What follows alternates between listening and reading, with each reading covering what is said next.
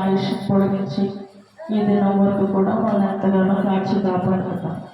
ఈ సమయంలో మరి దైవ సేవలు ఉండాలి. మరి అన్ని అనుకున్న రీతిలో తుని ఉండడంతో మరి జాన్ గారు కూడా డ్యూటీ ఉండడంతో నేను చింతగా వెళ్ళలేదు, సేవకులు వెళ్ళారు. ఇది అయిన తర్వాత మళ్ళీ సేవకులు మరి చెన్నై వెళ్తారు. ప్రార్థన చేయండి. 3 రోజులు అక్కడ ఉంటారు. మళ్ళీ లక్షవారం మన మధ్యలోకి వస్తారు. లక్షవారం ఏపీ ఫర్ క్రైస్ట్ సేవకుల మీటింగ్ జరుగుతుంది చింతల్లో వరకు. దానికోసం కూడా ప్రార్థన చేయండి. అక్కడ 15-20 మంది సేవకులు వస్తారు. వారందరికీ ఆతిథ్యం ఇవ్వాలి. దేవుడు అన్ని విషయాల్లో కూడా ఈ పరిచర్యకు సహాయం చేయగలగాక. ఆమేన్. హల్లెలూయా. స్తోత్రం. మరి మనందరం కూడా బైబిల్ తీసుకొచ్చారని ప్రతి ఒక్కరు బైబిల్ ఎత్తి చిన్న పాట పాడుతున్నాం. ప్రతి ఒక్కరు కూడా వాక్యం చూపించండి. వాక్యం పఠింపశ్రేష్ఠ గ్రంథము బైబిల్, పఠింపశ్రేష్ఠ గ్రంథము బైబిల్, అనుదినం పఠించిన ప్రేమతోడు నడుపును. ఓ పఠింపశ్రేష్ఠ గ్రంథము Bible, the best book to read in the Bible, the best book to read. మన వాక్యాన్ని ఎక్కువగా ప్రేమిస్తే, వాక్యం అంటే ఎవరు? దేవుడే కదా.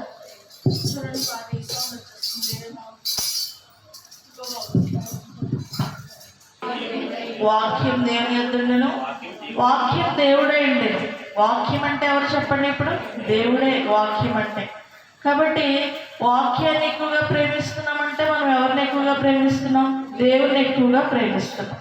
సామెతల గ్రంథంలో ఏముంది? 22వ అధ్యాయంలో నన్ను ప్రేమించే వారిని నేను ప్రేమిస్తాను, అంతేకాదు నన్ను ప్రేమించే వారిని ఆస్తికర్తలుగా చేస్తానని మాట ఉంది. ప్రతి ఒక్కరు కూడా వాక్యం తెరిచి ఆ మాట చదవండి.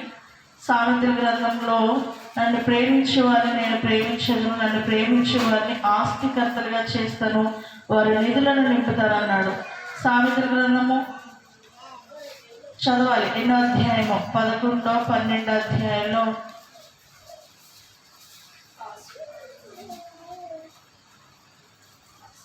17వ వచనం చదవండి. 8వ అధ్యాయం 17వ వచనం. నన్ను ప్రేమించు వారిని నేను ప్రేమించుచున్నాను, నన్ను జాగ్రత్తగా వెతుకువారు నన్ను కనుగొందురు. ఐశ్వర్య ఘనతలను స్థిరమైన కలిమియు నీతియు నా ఎద్దునున్నవి. మేలిమి బంగారం కంటేను అపరంజి కంటేను నా వలన కలుగు ఫలము మంచిది. ప్రశస్తమైన వెండి కంటే నా వలన కలుగు వచ్చుబడి దొడ్డ. బంగారం కావాలంటే ముందు ఎవరిని వెతకాలి చెప్పండి? ఖజానాలో స్కీమ్ కట్టుకోవాలి కదా. ఇహలోకమైనటువంటి వాటి కోసం మనం ఎంత ప్రయాసపడతామో మనం ఏం చేయాలి? వాక్యం కోసం కూడా అంతే ప్రయాసపడాలి. ప్రార్థన ఎంత అవసరమో విశ్వాస జీవితానికి వాక్యం కూడా అంతే అవసరం. ఎందుకోసమంటే ప్రార్థన వాక్యం రెండు కూడా తన భక్తుల ప్రవక్తను కాస్తాయంట పాపంలో పడిపోకుండా. చూడండి, సామెతల గ్రంథంలోనే ఆ మాట కూడా ఉంది. సామెతల గ్రంథంలో చూడండి, తన భక్తుల ప్రవర్తన యెహోవా కాచు. ఇవన్నీ కూడా మీరు హృదయంలో రాసేసుకున్నారనుకో, అంటే కంఠస్థ పెట్టేశారనుకో, మీకు ఏం చేస్తాయంటే వాక్యాలన్నీ మీకు గుర్తొస్తాయి. తన భక్తుల ప్రవర్తన యెహోవా కాచును అనే మాట చదవాలి. మీకు క్విజ్ చదవమనగానే చదవాలి. ఎతికేసి ఎక్కడుందో చదవాలి.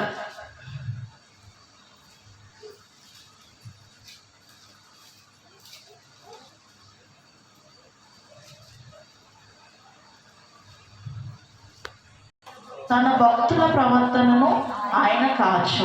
అండర్లైన్ చేసుకోండి.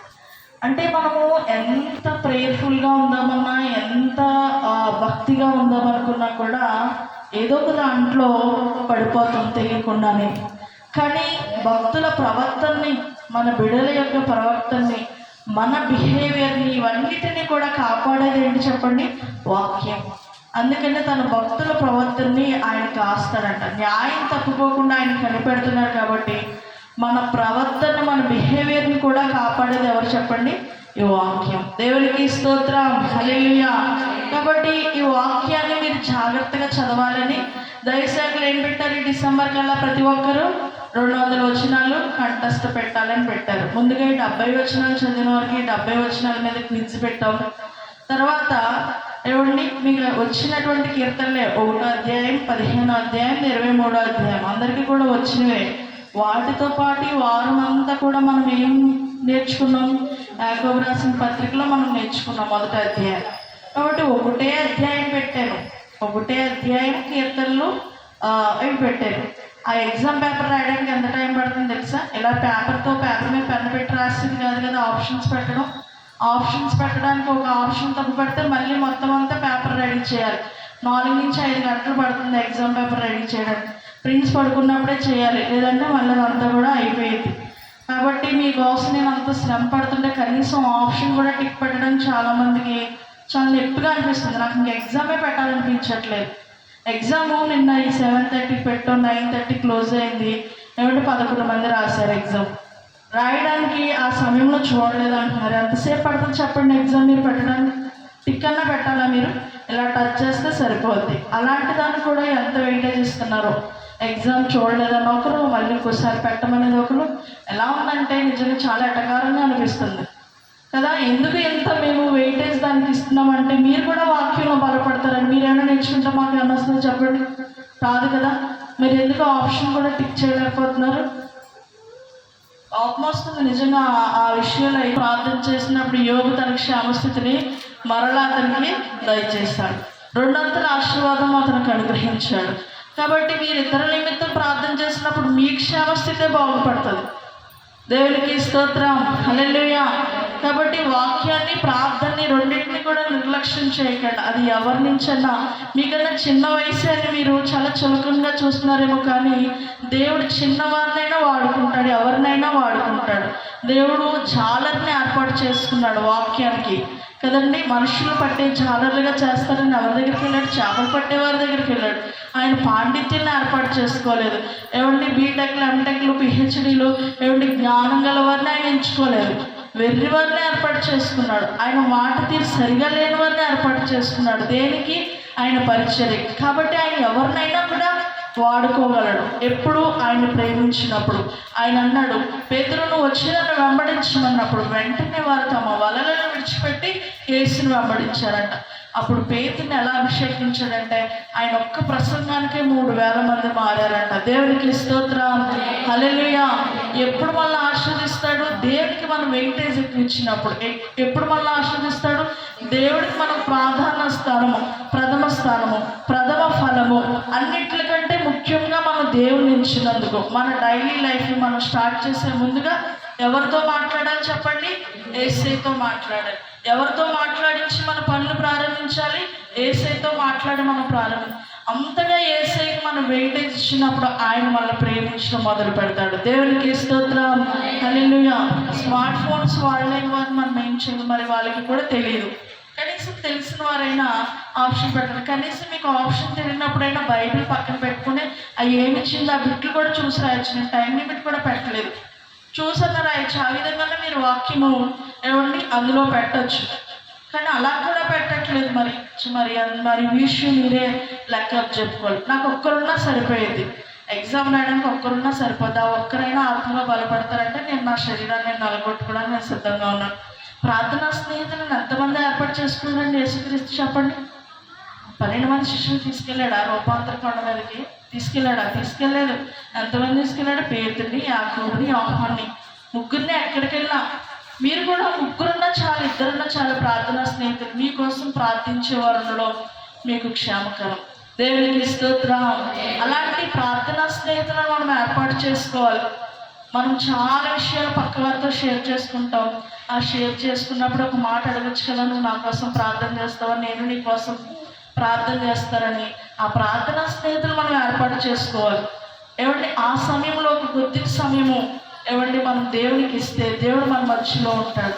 చూడండి, భూమి మీద ఏకీభవించి ఎక్కడైతే 2-3 ఆయన నామాన్ని కూడి పరలోకమందున్నటువంటి తండ్రిని అడుగుతాడో అది ఆయన వారికి అనుగ్రహిస్తాడంట. దేవునికి స్తోత్రం, హల్లెలూయా, హల్లెలూయా. మరి ఏకీభవించి అడగాలంటే నీతో పాటు ఏక మనసు ఉన్న వారిని నువ్వు ఏర్పాటు చేసుకోవాలి. ఒక్కరున్నా చాలు, ఒక్కరితో పాటు ఇంకొకరున్నా చాలు. 2 అన్నాడు, 20 మంది అనలేదు.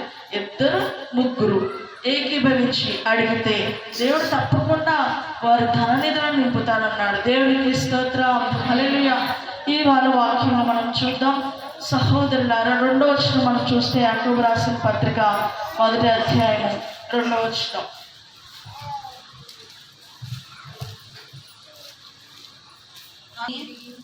ఎరిగి మీరు నానా విధములైన శోధనలో పడినప్పుడు అది మహానందమని యోచించుకొనడి.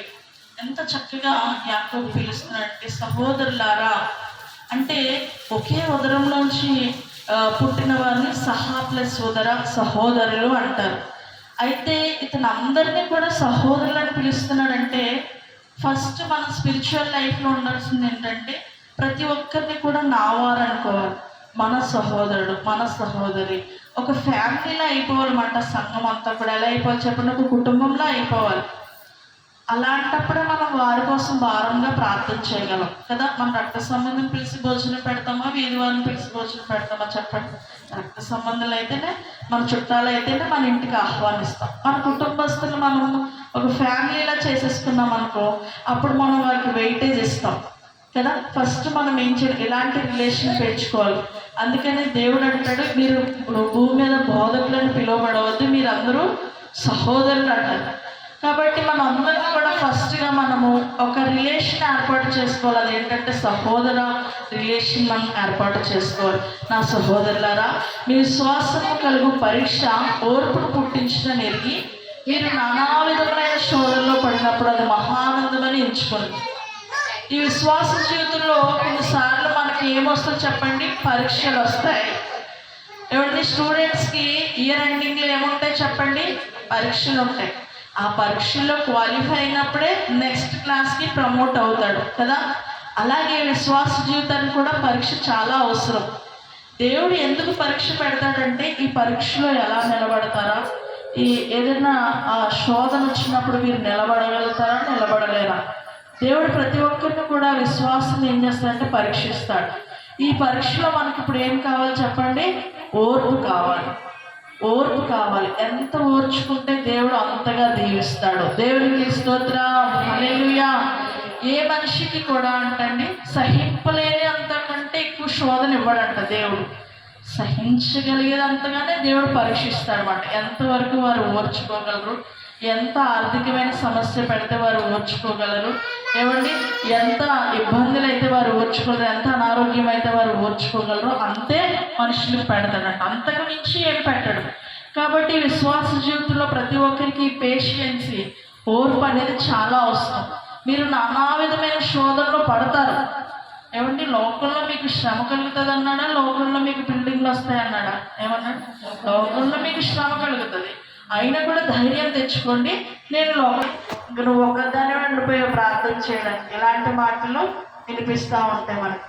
ప్రార్థన చేసినప్పుడు నువ్వు ప్రార్థన చేస్తే జరిగిపోతాయా, ఇలాంటి అవిశ్వాసం మాటలు కూడా వినిపిస్తాయి.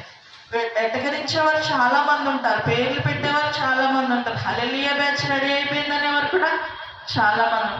ఇవన్నిటిని కూడా ఎలా ఎంచుకోవాలి, మహా ఆనందంగా ఎంచుకోవాలి. అందుకేదా అబద్ధంగా చెడ్డ మాటలు ఎలా పలికినప్పుడు మీరు ధన్యులు, సంతోషించి ఆనందించి అప్పుడు పరలోకమందు మీ ఫలము అధికము ఉంటుంది.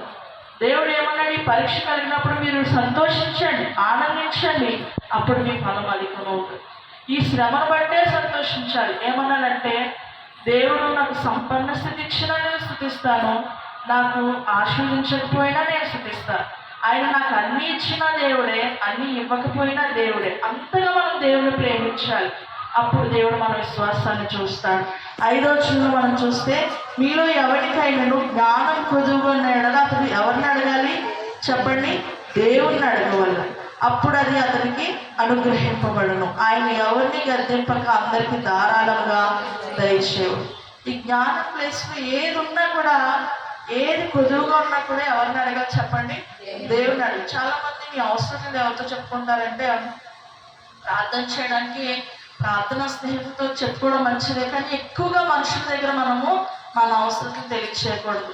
చూడండి, ఆయన ఏమంటాడంటే మత్తయి సువార్తలో, ఏమండి మీరు చెడ్డవారే అండి, మీ పిల్లలకు మంచి నేను ఎరిగి ఉండగా మీ పరలోకపు తండ్రి తను అడుగు వారికి అంతకంటే ఎంతో నిశ్చయముగా మరి మంచి అనుగ్రహించదు కదా. కాబట్టి మీకు ఏం కావాలో అవన్నీ నాకు తెలుసు కాబట్టి మీరు ఎలాగ ప్రార్థన చేయండి అంటాడు. మీరు అవన్నీ నచ్చితే నేను చెప్తాను. చూడండి ఎంతగా ఆయన అంటున్నాడంటే మనకి ఏం కావాలో అవన్నీ తెలుసు, అయినా కూడా మనం దేవుని కూడా అడగాలి. మత్తయి సువార్త 7:7 అంటది, అడుగుడి మీకు ఇవ్వబడును, వెదుకుడి మీకు దొరుకును, తట్టుడి మీకు తెలియదు. అడుగు ప్రతివాడు పొందుకుంటాడు, వెదుకు ప్రతి వారికి దొరుకుతుంది. దేవుడిని అడగమంటున్నాడు, అడిగితే దొరుకుతుంది అంటున్నాడు. ఆయన ఎవరిని కూడా గద్దించడు. నువ్వెందుకు ఎలాగే అడుగుతున్నావు, నువ్వెందుకు ఇలాంటిది అడుగుతున్నావు అని చెప్పేసి మనం గద్దించి మన మనుషులు మాటకి అడుగుతానికి ఏమవుతుందో చెప్పండి, చిరాకు పడతారు చెప్పండి. ఒకసారి అంటే సహాయం చేస్తారు, ఇంకోసారి అంటే 2000 అప్పిస్తారు. మాటకి వెళ్తే అప్పిస్తారా చెప్పండి, ఇవ్వరు కదా. మనుషులు అడిగితే కొన్నిసార్లు చిరాకు పడతారు, కానీ దేవుడు అంటే ఎవరిని కూడా గద్దించి అందరికీ కూడా ధారాళంగా ఇవ్వడానికి ఆయన సరిపోయిన దేవుడు. అందుకని మనం చదువుకున్నాం కదా, ఐశ్వర్య, ఘనత, స్థిరమైన కలిమి, నీతి, మేలిమి, బంగారం ఎవరి దగ్గర. రోజులో 24 గంటలు కనీసం 1 గంట అయినా ఆయన పాదాలు మనం తడపాలంటే దేవునికి స్తోత్రం, హల్లెలూయా. అంతగా మనం ఆయన బ్రతిమలాడుకుంటూ మొదలు పెడితే దేవుడు మన విషయంలో కలుగు చేసుకోవడం ప్రారంభిస్తాడు. ప్రభు నాకు సహాయం చేయండి, ఈ విషయంలో నేను చాలా నలిగిపోతున్నాను ప్రభు, ఈ సహాయం లేకపోతే నేను సాధించలేను, ఈ సహాయం లేకపోతే నా కుటుంబాన్ని నేను పోషించలేను, ఈ సహాయం లేకపోతే నా కుటుంబాన్ని నేను కట్టుకోలేను. తండ్రి నా నిధులను నింపండి, నన్ను ఆశీర్వదించండి. దేవుడు స్తుతిస్తున్నాం. ప్రతిరోజు ప్రేయర్ టీంలో 1000 స్తుతులు పెట్టుకున్నాం. ఈ దినానికి 1915 స్తుతులు మేము చెల్లించాం. దేవునికి స్తోత్రం. మీరు కూడా ఒక 10 నిమిషాలు మొదటిగా మొదలు పెడితే, ఆ విధంగా మీరు దేవుని స్తుతించడం మొదలు పెడితే దేవుడు స్థుతిలోనే మన స్థితిగతులన్నీ మారుస్తాడు. దేవునికి స్తోత్రం, హల్లెలూయా, హల్లెలూయా. ఆయన అంటున్నాడు, ఆయన ఎవరిని గద్దెంపక అందరికీ కూడా ధారాళంగా దయచేస్తాడు. అయితే మీరు ఎలా అడగాలి ఆలోచన చూస్తే, అయితే అతను ఏమాత్రము సందేహింపక విశ్వాసంతో అడగవలెను. దేంతో అడగాలంటే విశ్వాసం, ఏమాత్రం కూడా డౌట్ లేకుండా అడగాలి. ఆయన ఇస్తాడు, ఒకవేళ ఆలస్యమైనా కూడా ఇస్తాడు. అలాంటి నమ్మకం ఉండాలి. సందేహించువాడు గాలి చేత రేపబడి ఎగురుపడు సముద్ర తరంగమును పోలి ఉండడు. మొన్నటి దినాన్ని మనం చెప్పుకున్నాం కదా పేతురు కోసము. ఆయన యేసును చూసినంతసేపు బాగానే నడిచాడు, గాలిని చూడగానే ఏమైపోయాడు చెప్పండి, భయపడి మునిగిపోసాగాడు. కాబట్టి మనం సమస్యను చూసామనుకో కంపల్సరీ మునిగిపోతాం. నిజంగా ఈ సమస్యలోంచి నేను రాణించగలనా, ఇలాంటి సింహం స్వభావం ఉన్నటువంటి మనుషుల మధ్యలో నుంచి నేను రాణించగలనా అని మనం మనుషులను చూసామనుకో మనం ఏమవుతాం చెప్పండి, మునిగిపోతాం. ఈ లోకంలో భయపడిపోతాం, టెన్షన్ వచ్చేస్తుంది, ఇంక నిద్ర పట్టదు, ఇంకెప్పుడు కూడా ఆ సమస్య మీదే మన మనస్సు నిలుపుతాం. అప్పుడు ఎలా ఉంటుందంటే మన మనసు సముద్ర తరంగాన్ని పోలినటువంటిగా ఉంటుంది. మత్తయి సువార్త 10వ అధ్యాయంలో ఉంటుంది, ఏమండి మనుష్యులను భయపడక మీ ఆత్మను దేహంను నరకంలో నశింప చేయడానికి మిక్కిలి భయం. చదవండి ఆ వచనం, మత్తయి సువార్త 10వ అధ్యాయము. మరియు ఆత్మను చంపనేరక దేహమును మిక్కిలి భయం. ఈ మనుషులకు భయపడకండి. ఒకవేళ వారు నశింపచేస్తే దేన్ని నశింపచేస్తారు? మహా అయితే ఈ శరీరానికి వారు హాని కలిగజేయవచ్చు, కానీ దేవునికి భయపడితే మనం ఆత్మను దేహాన్ని కూడా ఆయన నశింపచేస్తాడు, ఆయన కోపం వస్తాయి. ఏమండి, కాబట్టి మనం ఎవరికి భయపడాలంటే ఆత్మను దేహమును నశింపజేయడానికే మిక్కిలి భయపడుడి అంటూ కింద వచ్చిన వాళ్ళు అంటున్నాడు, 2 పిచ్చుకలు కాసుకు అమ్మబడును కదా, అయినను మీ తండ్రి సెలవు లేక వాటిలో ఒకటైనను నేల పడదు. ఒక 2 పిచ్చుకల్ని మనం షూర్ చూసి పడుతున్నాం అనుకోండి, అది పడట్లేదు. అది ఎందుకు పడట్లేదు అంటే తండ్రి సెలవు ఇవ్వాలి. ఆయనలో అంతగా ఆయన సెలవిస్తాడంటే ఆయన ఎంత కేర్ తీసుకుంటున్నాడో పిచ్చుకల కోసం కూడా. మనకైతే మనుషుల పేర్లే తెలుసు, కానీ పిచ్చుకలు కూడా యేసయ్యకి తెలుసు ఎన్ని పిచ్చుకలు ఉన్నాయి, ఆ పిచ్చుకలకు ఎలాంటి ఆహారం పెట్టాలి, ఆ కాకులకి ఈరోజు ఎలాంటి ఆహారం పెట్టాలి, ఎవరి జంతువులకు ఎలాంటి ఆహారం పెట్టాలి, ఇవన్నిటిలో కూడా ఆయన శ్రద్ధ తీసుకుంటున్నాడు. అడవి పువ్వు కూడా ఆయన శ్రద్ధ తీసుకుంటున్నాడు. ఆయన అంత అందంగా దాన్ని సృజిస్తున్నాడు. నేడుండి పొయ్యిలో వేయబడి అడవి గడ్డిని ఎంత అందంగా అలంకరిస్తే అల్ప విశ్వాసం కదా మీకు మరి నిశ్చయంగా ఆయన ఇస్తాడు కదా. సొలొమోను సహితం ఇంత అందంగా అలంకరించబడలేదు. ఎందుకు దేవుడు మీ భవిష్యత్తును అందంగా అలంకరించడు? ఇవన్నిటిని కూడా మనం ప్రతి వారం చెప్పుకుంటున్నాం, కానీ విశ్వాసంలో మనం పొదిగించబడలేకపోతున్నాం. ఈ దినాన్ని కూడా దేవుడు మనతో మాట్లాడుతున్నాడు. నువ్వు అడుగుతున్నావు కానీ విశ్వాసంతో అడగట్లేదు. విశ్వాసంతో అడుగు, దేవుడిని పొందుకుంటావు. దేవునికి స్తోత్రం. ఆయన అంటున్నాడు, మీ తల వెంట్రుకలన్నీ కూడా లెక్కించబడి ఉన్నాయి కనుక మీరు భయపడకండి. మీరు ఈ లోకంలో ప్రత్యేకంగా నిర్మించారు. ఈ ప్రకృతిని అంతా కలుగును గాక, సూర్యుడు కలుగును గాక, చంద్రుడు కలుగును గాక, వెలుగు కలుగును గాక, ఇవన్నిటినీ మాటతోనే సృజించారు. కానీ మిమ్మల్ని మాత్రం నా చేతితో నిర్మించుకున్నాను. నా చేతితో నిర్మించబడినటువంటి మీరు, మీ నాసిక రంధ్రాలు జీవవాయువును ఓదుగా నరుడు జీవాత్మ ఆయన. అంతగా ఆయన ఊపిరితో తయారు చేసుకున్న దేవుడు మన అవసరం తీర్చడానికి ఆయన ఎందుకు సరిపో. మొదటి అధ్యాయము 8వ వచనం మనం చూస్తే, ప్రతి ఒక్కరు కూడా చూడండి. అట్టి మనుషుడు ద్విమనస్కుడై తన సమస్త మార్గములందు అస్థిరుడు కనుక ప్రభు వల్ల తనకి ఏమైనా దొరుకునని తలంచుకునరాదు. రెండు మనస్సులు ఉంటే దేవుడు కార్యం చేయడు. ఆయన చేస్తాడా చేయడా, చేస్తాడా చేయడా, చేస్తాడా చేయడా, చేయడేమో. ఇలాంటి రెండు మనసులు ఉంటే దేవుడు అసలు కార్యమే చేయడంటండి. ఏమండి, తన స్వదేశమైనటువంటి దేశానికి వెళ్ళినప్పుడు కూడా వారి అవిశ్వాసాన్ని బట్టి అక్కడ రోగులు కొంతమందిని స్వస్థపరిచాడు, కానీ యేసుప్రభు అక్కడ అద్భుతాలు చేయలేదండి. ఆయన సొంత గ్రామం, ఆయన తల్లిదండ్రులు ఉండే గ్రామం. ఏమంటే ఆ పట్టణానికి వెళ్ళినా కూడా యేసుప్రభు అక్కడ ఎక్కువ అద్భుతాలు చేయలేదు. కపెర్నహూము ఆయన ఎరిగినటువంటి అన్య జనాంగం, అక్కడికి వెళ్ళి ఎక్కువ అద్భుతాలు చేశాడు. కానీ తన సొంత గ్రామమైన ఇంటి వారు వచ్చినా కూడా ఆయన ఎక్కువ అద్భుతాలు చేయలేదు. ఎందుకోసంటే వారు విశ్వసించలేదు. ఈయన దావీదు కుమారుడే కదా, ఈయన తల్లి మరియే కదా, ఈయన సోదరి అక్క చెల్లెలందరూ మన దగ్గర ఉన్నారు కదా, ఇతనికి ఇంత జ్ఞానం ఎక్కడి నుంచి వచ్చింది, అద్భుతాలు ఎక్కడి నుంచి వచ్చాయని అతని కోసం సందేహపడితే దేవుడు అక్కడ అద్భుతాలు చేయకుండా వెళ్ళిపోయాడంట. అంటే వారికి ఏ మనసు ఉందో చెప్పండి? ద్విమనస్సు. ఈ ఉదయకాల సమయంలో దేవుడు నీతో మాట్లాడుతున్నాడు. ద్విమనస్సు ఉంటే నేను నిన్ను ఆశీర్వదించను. అసలు ఎక్స్పెక్ట్ కూడా చేయకండి. చూడండి, ఆ వచనంలో ఆస్తులు ఏముంది? కనుక ప్రభు వల్ల తనకి ఏమైనానో దొరుకునని తలంచుకుంటారు. నేను ఏదైనా కార్యం చేస్తానని కూడా మీరు ఎక్స్పెక్ట్ చేయొద్దు. ఎప్పుడు ద్విమనస్సు ఉంటే, రెండు మనసులు ఉంటే ఆయన దీవించడు, ఆశీర్వదించడు. రెండు మనసులు అంటే దేవుని సన్నిధికి వచ్చినప్పుడు ఒకలాగా, లోకంలో ఉన్నప్పుడు ఒకలాగా. ఇప్పుడు ఫంక్షన్కి వెళ్తే వారితో పాటు మనం కూడా సరి సమానంగా తయారైపోయి వారితో కూడా సమానంగా బొట్లు పెట్టేసుకుని వారితో కూడా సమానంగా తయారైపోయినట్టు మనకి ఎన్ని మనసులు ఉన్నాయి చెప్పండి? రెండు మనసులు ఉన్నాయి. నీ ప్రతిష్టత ఎప్పుడు తెలుస్తుంది? అలాంటి విగ్రహ సంబంధమైనటువంటి కార్యాలు జరిగినప్పుడే కదా. ఈమె దేవుని నమ్ముతుంది, దేవుని మందిరానికి వెళ్తుంది. అలాంటివి పెడితే ఇవి తెందు. అలాంటి దగ్గరికి రమ్మంటే ఇవి రాదు. ఆదివారం రమ్మంటే దేవుని సన్నిధి మానవు. ఇవన్నిటిని ఎప్పుడు తెలుసుకుంటారు? ఒక స్టాండ్ తీసుకున్నప్పుడే కదా తెలుసుకుంటారు. నువ్వు కూడా వారితో సమానంగా వారు రమ్మనిగానే మందిరాన్ని విడిచిపెట్టేసి, వారు రమ్మనిగానే దేవుని సన్నిధిని విడిచిపెట్టేసి వెళ్ళిపోతాం అనుకో, ఇంకా అక్కడ దేవుడి ప్రత్యక్షత ఏం కనిపిస్తుంది? ఆదివారం డ్యూటీలు ఉంటే దైవసేవకులు ఉదయకాలమైనా పెడతానంట.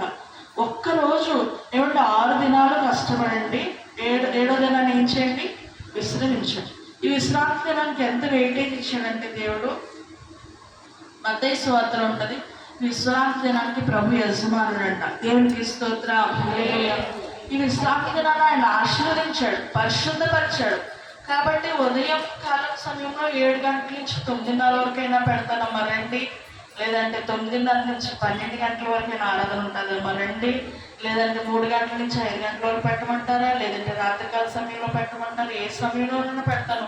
కానీ మీరు ఆరాధన పోగొట్టుకోద్దంటే ఏ ఆరాధన కూడా రావట్లేదు. కొంతవరకు వాక్యం వినకుండా ప్రార్థన పెట్టుకుంటే ఎలా విశ్వాస జీవితంలో అద్భుతాలు జరుగుతాయండి? ఒక విశ్వాసకి వాక్యం ఎంత చాలా అవసరం. మనకి నీరు, ఆహారం ఎంత అవసరమో ఆదివారం ఆరాధన కూడా అంతే అవసరం. మీ పిల్లలకు కూడా ఇప్పటి నుంచే నేర్పించండి. ఎందుకోసం అంటే మీరు ప్రతి వారం అంతా మీరు కాలేజీకి వెళ్తున్నారు కదా, ఒక్కరోజు ఆదివారం కొద్దిగా ముందుగా లెగిసి నువ్వు సన్నిధికి వెళ్ళాలి. ఈ వారం అంతా నువ్వు వెళ్ళాలంటే, ఈ సంవత్సరం అంతా నీకు దేవుడు కృప ఉండాలంటే నీకు దేవుడు ఎంతో అవసరమో మనం నేర్పించాలి.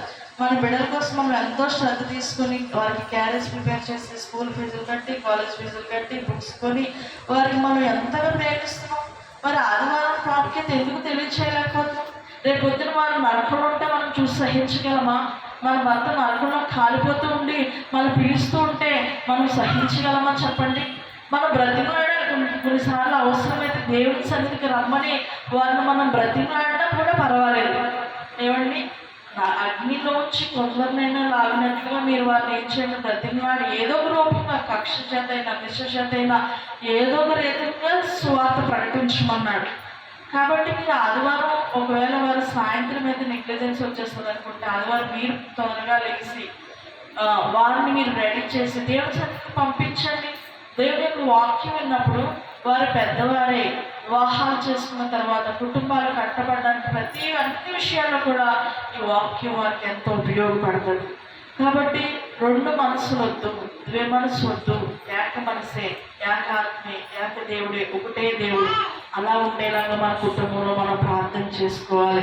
దేవునికి స్తోత్రం. హల్లెలూయా. 9వ వచనం మనం చూస్తే, దీనుడైన సహోదరుడు తనకు కలిగిన ఉన్నత దశ యందు అతిశయింపవలెను. ధనవంతుడైన సహోదరుడు తనకు కలిగిన దీన దశ యందు అతిశయం. దీనుడైన సహోదరుడు అంటున్నాడు, ఉన్నత దశ అంటున్నాడు. ఏంటి? దీనుడు అంటున్నాడు, ఉన్నత అంటున్నాడు. అదేంటి అంటే మనం ఇహలోకంగా దీనత్వంగా జీవించినప్పటికీ మనం దేవుని దృష్టిలో ఎలా ఉన్నాం చెప్పండి? భాగ్యవంతులుగా ఉన్నాం. ఇహలోకంగా మనం ఏమీ లేని వారమే. దరిద్రుడైన లాజరు ఇహలోకంగా ఏమీ లేనివాడే, కానీ దేవుని దృష్టిలో ఎలా ఉన్నాడు చెప్పండి? ధనవంతుడిగా ఉన్నాడు. అబ్రహాములో కూడా అనుకున్నారంట ఆయన ఎంత ధనవంతుడో పరలోక రాజ్యంలో, ఆయన ఎంత ఉన్నత పొజిషన్లో ఉన్నాడో. కాబట్టి ఇహలోకమైన వాటిలో ఏమీ లేవని చింతించకండి. పరలోకంలో దేవుని దృష్టిలో మీరు ఎలాంటి స్థితిలో ఉన్నారు? ఉన్నత స్థితిలో ఉన్నారు. ఈ లోకంలో మనకి ఆస్తులు ఉండకపోవచ్చు, ఐశ్వర్యాలు ఉండకపోవచ్చు, సొంత గృహాలు ఉండకపోవచ్చు, కానీ పరలోకంలో మనకు దేవుడు ఉన్నత స్థితినే ఏర్పాటు చేశాడు. దేవునికి స్తోత్రం. నమ్మిన వారందరూ దేవునికి స్తోత్రం చెప్పండి. హల్లెలూయా, హల్లెలూయా. ఈ లోకంలో ఆయన కురుపులతో ఉన్నాడు, చాలా చెప్పుకోలేని వ్యాధితో ఉన్నాడు. ఏమంటే ఆయన రసలు కారుతూ ఉన్నాడు, అసహ్యంగా పెంట మీద ఏరుకుంటూ బ్రతుకుతున్నాడు. అలాగే ఆయన జీవనం కొనసాగిస్తున్నాడు. అందరి దృష్టిలో చాలా చీప్గా ఉన్నాడు దరిద్రుడైన లాజరు. కానీ దేవుడి దృష్టిలో ఎలా ఉన్నాడు చెప్పండి? తన రొమ్మునే ఆడుకునే అంతగా అంత ధనవంతుడిగా ఉన్నాడు. కాబట్టి మనకు ఉన్న దశలోనే ఉన్న స్థితిలోనే దేవుని అతిశయించాలి. భూమి చూపిస్తున్నటువంటి దేవుడి కోసం మనం అతిశయించబడాలి. ఏమున్నా లేకపోయినా నన్ను చూసుకునే తండ్రి ఉన్నాడండి. ఇలాంటి స్థితి మనకు ఉండాలి. ఒకరోజు పడవ మీద ఏమండి అందరూ కూడా ప్రయాణమే వెళ్తుండగా ఆ పడవ మీద చాలా అలలు వచ్చేస్తున్నాయి. ఇంకా మునిగిపోతుంది కూడా ఆ వాటర్కి. అంత ప్రవాహం చాలా లోతుగా వెళ్ళిపోయింది పడవ తెలియకుండానే. అప్పుడు ఇంకా ఓడ నడిపే ఓడ నాయకుడికి అర్థమైపోయింది ఈ పడవ కొద్ది క్షణాల్లో మునిగిపోతుంది. కాబట్టి మీరు ఏం చేస్తారంటే మీ దగ్గర ఉన్న వెయిట్ అంతటి కూడా తీసేసి పడేయండి, సముద్రంలో పడేయండి. ఎందుకోసం అంటే కొద్ది క్షణాల్లో మునిగిపోతుంది. కొన్ని క్షణాలైనా మనం బ్రతకాలంటే మన దగ్గర ఉన్నటువంటి సామానం అంతా కూడా తీసి పడేయాలి. అందరూ కూడా ఒకటి ఒకటి ఒకటి పడేస్తున్నారు, అయినా కూడా పడవ తేలట్లేదు, మునిగిపోయే పరిస్థితి ఏర్పాటైపోయింది. అందరూ కూడా చాలా టెన్షన్గా ఉన్నారు. ఎందుకంటే కొద్ది క్షణాల్లో చనిపోతున్నాం, ఇంకా మన గృహాన్ని మనం చేరుకోలేము, మనం ఈ లోకాన్ని విడిచిపెట్టేయాలి అని చాలా మందికి ఇంకా వ్యాధులు వచ్చేస్తుంది. ఏడ్చేవారు కొంతమంది, అయితే కేకలు పెట్టేవారు మరికొందరు. కానీ అక్కడ ఉన్నటువంటి ఒక ముసలాన్ని చాలా సంతోషిస్తున్నారు, చక్కగా పాటలు పాడుకుంటుందంట. దేవుని స్థుతించండి. ఆయన పరిశుద్ధ ఆలయమందు ఆయన సన్నిధిలో, ఆయన సన్నిధిలో ఎల్లప్పుడూ దేవుని స్తుతించుడి, దేవుని స్తుతించుడి, ఎల్లప్పుడూ దేవుని స్తుతించుడి అని పాడుతుందంట అక్కడ ముసలామె. పాడుతుంటే ఏంటమ్మా నీకేమన్నా బుర్ర ఏమన్నా పనిచేస్తుందా? ఇప్పుడు మనం ఉన్న పొజిషన్ ఏంటి? కొద్ది క్షణాల్లో మునిగిపోతాం. మరి నువ్వేంటి దేవుని స్తుతించాలని పాడుతున్నావు అని అక్కడ ఉన్నవారు అందరూ ఆమె గసుతున్నారంట. ఆపమ్మా ఇప్పుడు దేవుని స్తుతించాడంట, వాడు చచ్చిపోతాడు. ఆవిడంట మళ్ళీ పాడుతుంది, దేవుని స్తుతించాడు అని పాట పాడుతుంటే ఎందుకు నువ్వు ఇంతప్పుడు మనం ఏం జరుగుతుంది ఇక్కడ? మనం వాడు మునిగిపోయేలా ఉంటే నువ్వు దేవుని స్తుతించాడంటే అసలు ఏంటి కారణం అని అడిగితే ఆ వెంటనంట, పడవ మునిగిపోతే ఏసే దగ్గరికి వెళ్తాను, పడవ దగ్గరికి వెళ్తే మా కూతురు దగ్గరికి వెళ్ళిపోతాను. దేవునికి స్తోత్రం. హల్లెలూయా. అంటే అంత కమిట్మెంట్ రావాలంటే మనకి ఎలాంటి నిరీక్షణ ఉందని చెప్పండి? దేవుడు నా ఆర్థిక అవసరాలన్నీ తీర్చి నా జీవనాన్ని పొడిగించి నాకు ఆయుష్ ఇస్తే ఈ లోకంలో బ్రతుకుతాను. ఒకవేళ వచ్చేమన్నాడా వేసేసాను వెళ్ళి. అలాంటప్పుడు మనకి ఏమన్నా బాధ కలుగుతుందో చెప్పండి? ఇంకా బాధ ఏమనిపించదు. బతికితే దేవుడు శుద్ధిస్తాను, చనిపోతే ఆయన సన్నిధిస్తాను. అలాంటి కమిట్మెంట్ మనకు ఉండాలండి. నేను కూడా మొన్నటిది నాకు ఎందుకో మనసు అసలు బాగా అనిపించలేదు. ప్రభు ఇంతగా ప్రయాసపడుతున్న ఏదో అసంతృప్తి అని నేను ఏడుస్తూ ప్రార్థన చేసుకుంటుంటే మా ఇంటి దగ్గర ఎప్పుడూ మందిరం ఉంది. అక్కడ ప్రతి గంటకి కూడా దేవుడు పాట వేస్తారండి. ఉదయం వేస్తారు, సాయంత్రం వేస్తారు, మధ్యాహ్నం వేస్తారు. అప్పుడు ఒక పాట నాకు వినిపిస్తుంది. కొంతసేపు కనబడి అంతలోనే మాయమయ్యే ఆవే జీవితం లోకాది శాశ్వతం. యేసే నిజ దేవుడు నిత్య జీవమిస్తాడు, మరణమైన జీవమైన నిన్ను విడువడు. యేసే నిజ దేవుడు నిత్య జీవమిస్తాడు, మరణమైన జీవమైన నిన్ను విడువడు. ఎదురవుతారెందరో నీ పయనంలో, నిలిచేది ఎందరో నీ అక్కరలో. ఎదురవుతారెందరో నీ పయనంలో, నిలిచేది ఎందరో నీ అక్కరలో. వచ్చేదెవరు నీతో మరణము వరకు, వచ్చేదెవరు నీతో మరణము వరకు, ఇచ్చేదెవరు ఆపై నిత్య జీవం నీకు. యేసే నిజ దేవుడు నిత్య జీవమిస్తాడు, మరణమైన జీవమైన నిన్ను విడవడు. ఆ పాట వినిపిస్తుంటే ఎంత ఏడ్చాను ప్రభు. నిజమే, మరణం వరకు కూడా మమ్మల్ని నడిపించేవారు ఎవరు లేరు. కానీ కీర్తన గ్రంథంలో ఒక మాట ఉంటుంది కదా, ఈ దేవుడు మరణం వరకు సదాకాలం మనల్ని నడిపిస్తాడు. కాబట్టి ఇహలోకమైన వాటి మీద మనం ఎక్కువ ఆశ పెట్టుకోవద్దు. ఒకవేళ మనం భర్తను ఎక్కువగా ప్రేమించినా మనకు విరోధం అయిపోతారు. మన బిడ్డలను ఎక్కువ ప్రేమించినా వారు కూడా మనకు విరోధం అయిపోతారు. ఎక్కువ దేన్ని ప్రేమిస్తారో అది మనకు దూరం అయిపోతుందండి. దేవుని కంటే ఎక్కువగా మనం ప్రేమించదు. లాస్ట్ వచ్చిన మనం చదువుకున్నాం యాకోబు రాసిన పత్రిక 1వ అధ్యాయం 27వ వచనంలో, తండ్రి అయిన దేవుని ఎదుట పవిత్రమును నిష్కలంకమైన భక్తి ఏదనగా దిక్కులేని పిల్లలను విధవరాండ్లను వారి ఇబ్బందులను పరామర్శించటయు. ఏమంటే ఇహలోక మాలిన్యం తనకు అంటకుండా తనను తాను కాపాడుకుంటే ఇదే వారికి ఇష్టమైనటువంటి భక్తి. ఏమి ఇష్టం అంటే దిక్కులేని దరిద్రుల యొక్క పిల్లల్ని నిరాకరింపక. ఆయన మత్తయి సువార్తలో ఒక అధ్యాయం అంతా కూడా దానికోసం రచించాడు. మీరు నన్ను పరామర్శించారా? ఆకలిగా ఉన్నప్పుడు మీరు నాకు భోజనం పెట్టారా? నేను తప్పుకున్నప్పుడు మీరు నాకు దాహం ఇచ్చారా? నేను దరిద్రున్న దిక్కులేని వాడిగా ఉన్నప్పుడు నన్ను దిగంబరిన ఉన్నప్పుడు నాకు బట్టలు ఇచ్చారా? రోగులు అయినప్పుడు నన్ను చూడవచ్చు, చెరసాలు ఉన్నప్పుడు నన్ను ఎవరిని పరామర్శించారా? ఇవన్నీ కూడా ఆయన అడుగుతుంటే వారంటారు, నీతిమంతులు మేము ఎప్పుడు ప్రభువాని ఆకలి తీర్చామంటే దిక్కులేని దరిద్రులకి మీరు ఒకరికి చేస్తే నాకు కూడా చేసినట్టే. మరి ఆ పక్కన ఎడమ వైపున ఉన్నటువంటి వారిని కూడా చూసి అడుగుతాడు, మీరు నాకు ఇవ్వలేదన్నప్పుడు మేమెప్పుడు ప్రభు మేము మీకు చేయలేదంటే మరి దరిద్రులైనటువంటి వీరిలో ఒకరికి చేయలేదు కనుక మీరు కూడా నాకు చేయలేదన్నాడు. ఆయనకి ఇష్టమైన భక్తి ఏంటంటే దిక్కులేని దరిద్రుల యొక్క పిల్లలు. మనకున్నటువంటి పరిస్థితి అంతంత మాత్రం కాబట్టి కనీసం వారికి మనం ఆర్థిక సహాయం చేయకపోయినా మనం ప్రార్థనా సహాయం వారికి చేయగలం. ప్రభు ఈ దినాన్ని కూడా ఆహారం లేని వారు ఎంతమంది ఉన్నారు. మేము ఉన్నట్టు దినం గోదావరి వైపు నుంచి అలా వెళ్తుందంటే అక్కడ ఉన్నటువంటి ముసలి వారు బరకాలు కప్పుకొని వారి జీవనాన్ని కొనసాగిస్తున్నారు. మనం కొన్నిసార్లు ఇంకా మనకు ఏదో లేదని అసంతృప్తితో మనం దేవుని దూషిస్తాం. కానీ ఇది కూడా లేని వారు ఎంతోమందో. అలాంటి బిడ్డల కోసం నేను ఆర్థిక సహాయం చేయలేకపోయినా కనీసం ప్రార్థనా సహాయం చేస్తున్నానని మనం కూడా ఇహలోకంలో మాలిన్యం అంటకుండా కాపాడుకుంటూ ఇతరుల కోసం ప్రార్థన చేస్తూ మనం భక్తి చేసినప్పుడు దేవుడు మనకి ఇష్టమైపోతాం. అట్టి కృప పరిశుద్ధాత్మ దేవుడు మనందరికీ కూడా అనుగ్రహించుగాక.